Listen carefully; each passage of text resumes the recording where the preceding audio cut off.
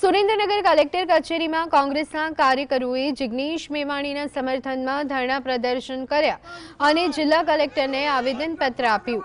કોંગ્રેસ નેતાઓએ જણાવ્યું કે મેવાણીએ ભ્રષ્ટ પોલીસ અધિકારીઓના પટ્ટા ઉતારવાની વાત કરી છે, જે સંપૂર્ણપણે યોગ્ય છે।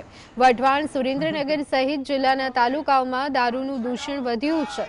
પોલીસ દારૂબંધી યોગ્ય રીતે અમલમાં નહીં મૂકે તો જનતા જાતે રેડ કરશે તેવી ચીમકી આપી હતી। કોંગ્રેસે માંગ કરી છે કે ભ્રષ્ટ પોલીસ સામે તાત્કાલિક કાર્યવાહી કરવામાં આવે।